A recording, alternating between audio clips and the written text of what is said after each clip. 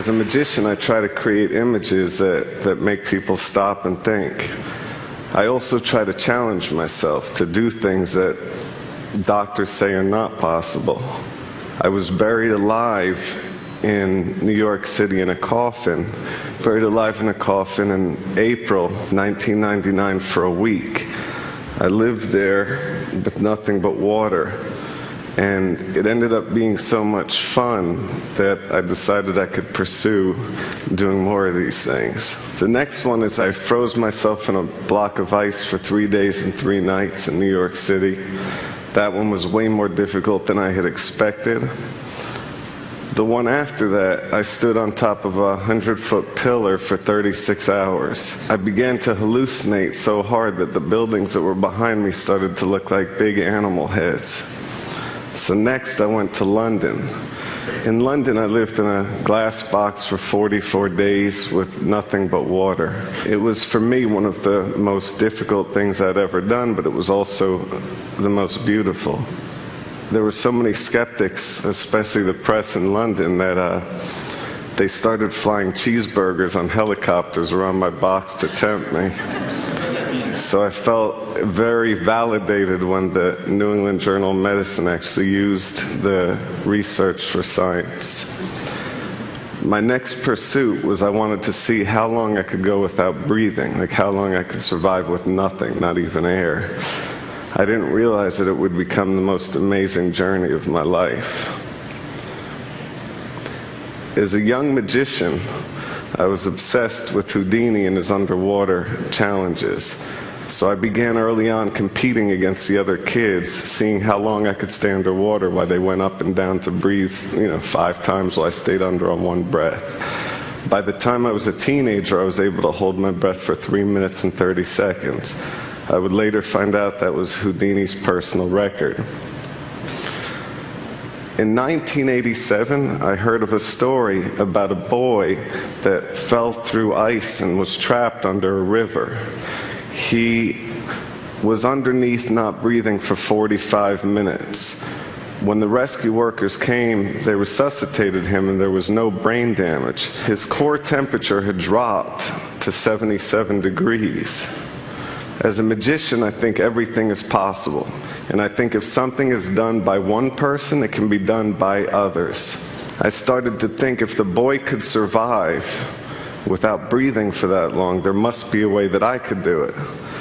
So I met with a top neurosurgeon, and I asked him, how long is it possible to go without breathing? Like, how long could I go without air? And he said to me that anything over 6 minutes, you have a serious risk of hypoxic brain damage. So I took that as a challenge, basically. My first try, I figured that I could do something similar, and I created a water tank and I filled it with ice and freezing cold water, and I stayed inside of that water tank hoping my core temperature would start to drop. And I was shivering, and my first attempt to hold my breath, I couldn't even last a minute. So I realized that was completely not going to work. So I went to talk to a doctor friend, and I asked him, how could I do that? I want to hold my breath for a really long time. How could it be done? And he said, David, you're a magician. Create the illusion of not breathing. It'll be much easier.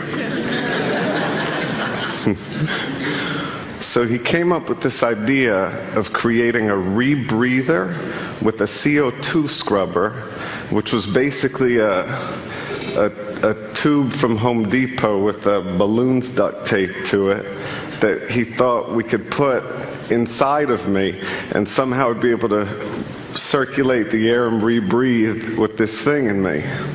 This is a little hard to watch, but this is that attempt.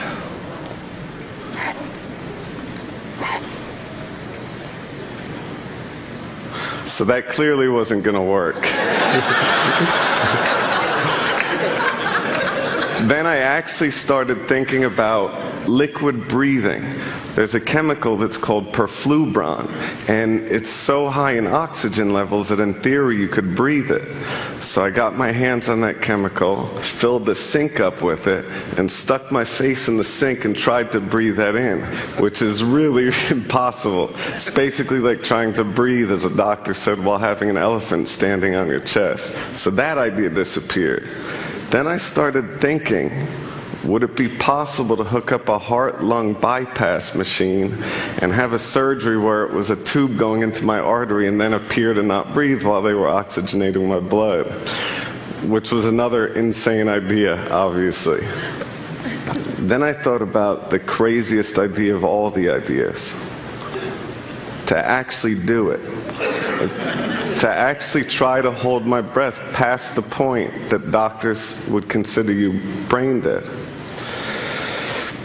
So I started researching into pearl divers, because they go down for 4 minutes on one breath. And when I was researching pearl divers, I found the world of free diving.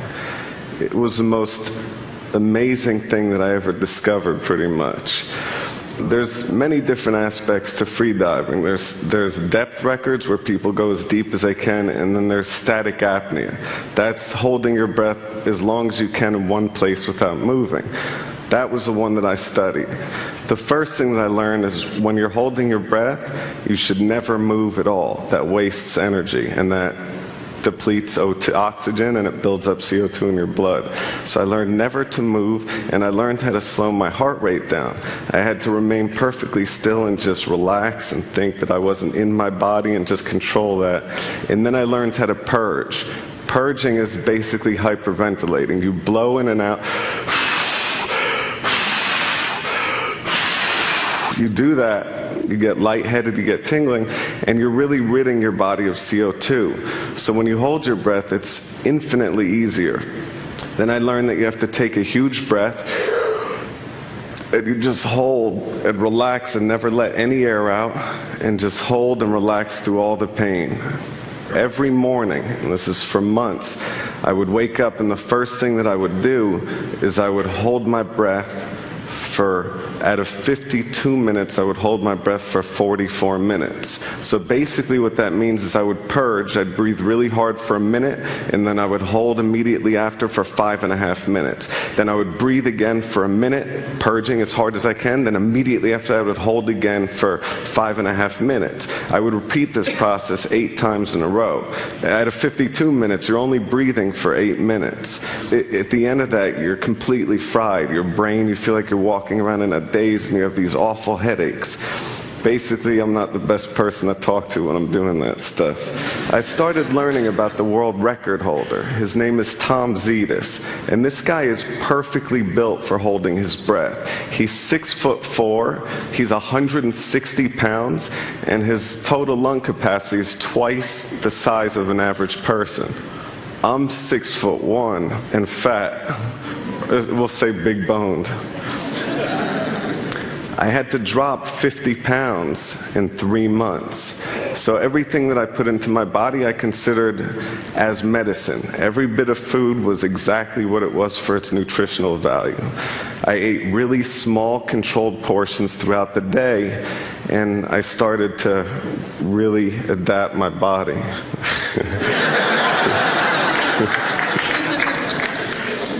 The thinner I was, the longer I was able to hold my breath, and by eating so well and training so hard, my resting heart rate dropped to 38 beats per minute, which is lower than most Olympic athletes.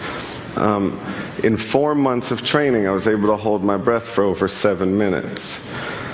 I wanted to try holding my breath everywhere. I wanted to try it in the most extreme situations to see if I could slow my heart rate down under duress. I decided that I was going to break the world record live on primetime television. The world record was 8 minutes and 58 seconds, held by Tom Zetas, that guy with the whale lungs I told you about. I assumed that I could put a water tank at Lincoln Center and if I stayed there a week not eating, I would get comfortable in that situation and I would slow my metabolism, which I was sure would help me hold my breath longer than I had been able to do it. I was completely wrong. I entered the sphere a week before the scheduled air date, and I thought everything seemed to be on track. 2 days before my big breath hold attempt for the record, the producers of my television special thought that just watching somebody holding their breath and almost drowning is too boring for television. So I had to add handcuffs while holding my breath to escape from. This was a critical mistake. Because of the movement, I was wasting oxygen, and by 7 minutes I had gone into these awful convulsions. By 7:08, I started to black out, and by 7 minutes and 30 seconds, they had to pull my body out and bring me back.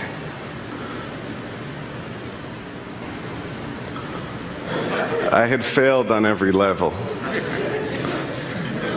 So naturally, the only way out of the slump that I could think of was I decided to call Oprah.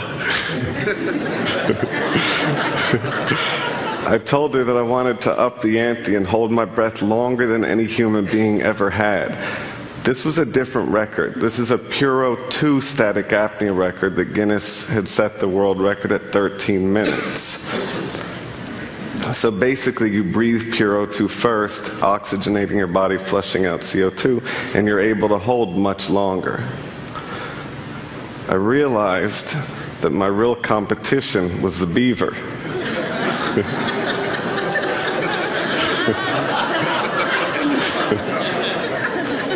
In January of 2008, Oprah gave me 4 months to prepare and train.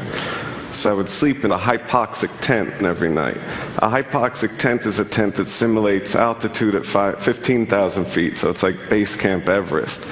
What that does is you start building up the red blood cell count in your body, which helps you carry oxygen better. Every morning again, after getting out of that tent, your brain is completely wiped out. My first attempt on Puro 2, I was able to go up to 15 minutes. So it was a pretty big success. The neurosurgeon pulled me out of the water because in his mind at 15 minutes, your brain is done. You're brain dead. So he pulled me up and I was fine. There was one person there that was definitely not impressed. It was my ex-girlfriend. While I was breaking the record underwater for the first time, she was sifting through my BlackBerry, checking all my messages. My brother had a picture of it. So I then announced that I was going to go for Cetus's record publicly, and what he did in response is he went on Regis and Kelly and broke his old record. Then his main competitor went out and broke his record. So he suddenly pushed the record up to 16 minutes and 32 seconds, which was 3 minutes longer than I had prepared. You know, it was longer than the record. Now, I wanted to get the Science Times to document this. I wanted to get them to do a piece on it. So I did what any person seriously pursuing scientific advancement would do. I walked into the New York Times offices and did card tricks to everybody.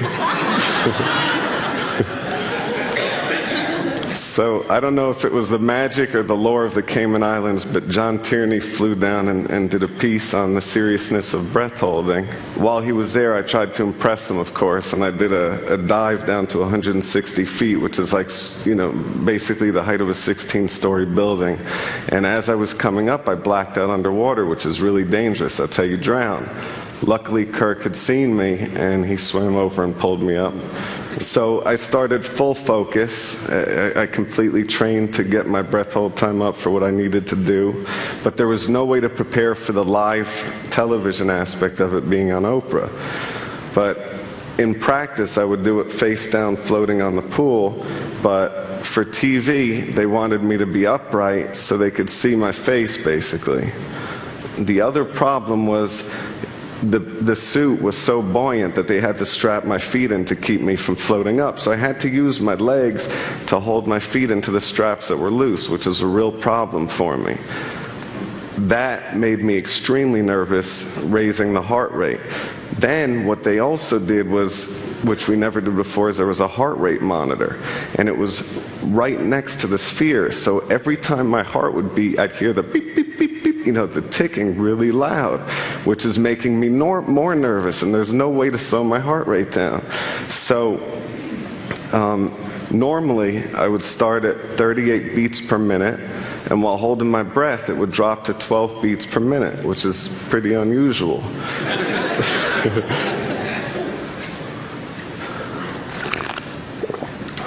This time it started at 120 beats, and it never went down. I spent the first 5 minutes underwater desperately trying to slow my heart rate down. I was just sitting there thinking, I've got to slow this down, I'm going to fail. And I was getting more nervous, and the heart rate just kept going up and up, all the way up to 150 beats. Basically, it's the same thing that created my downfall at Lincoln Center. It was a waste of O2. When I made it to the halfway mark at 8 minutes, I was 100% certain that I was not going to be able to make this. There was no way for me to do it. So I figured Oprah had dedicated an hour to doing this breath hold thing. If I had cracked early, it would be a whole show about how depressed I am. So I figured I'm better off just fighting and staying there until I black out, at least, and they can pull me out and take care of me and all that. I kept pushing to 10 minutes. At 10 minutes, you start getting all these really strong tingling sensations in your fingers and toes. And I knew that that was blood shunting, when the blood rushes away from your extremities to provide oxygen to your vital organs. At 11 minutes, I started feeling throbbing sensations in my legs, and my lips started to feel really strange. At minute 12, I started to have ringing in my ears, and I started to feel my arm going numb. And I'm a hypochondriac, and I remember arm numb means heart attack, so I started to really get really paranoid. Then at 13 minutes, maybe because of the hypochondria, I started feeling pains all over my chest. It was awful. At 14 minutes, I had these awful contractions, like this urge to breathe.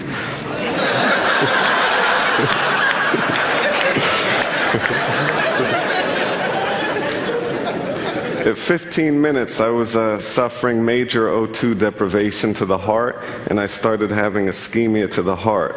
My heartbeat would go from 120 to 50 to 150 to 40 to 20 to 150 again. It would skip a beat, it would start, it would stop, and I felt all this. And I was sure that I was going to have a heart attack. So at 16 minutes, what I did is I slid my feet out, because I knew that if I did go out, if I did have a heart attack, they'd have to jump into the body and take my feet out before pulling me up. So I was really nervous. So I let my feet out, and I started floating to the top. And I didn't take my head out, but I was just floating there waiting for my heart to stop. Just waiting. They had doctors with the, so sitting there waiting. And then suddenly I hear screaming. And I think that there's some weird thing, that I had died or something had happened. And then I realized that I had made it to 1632. So with the energy of everybody that was there, I decided to keep pushing, and I went to 17 minutes and 4 seconds.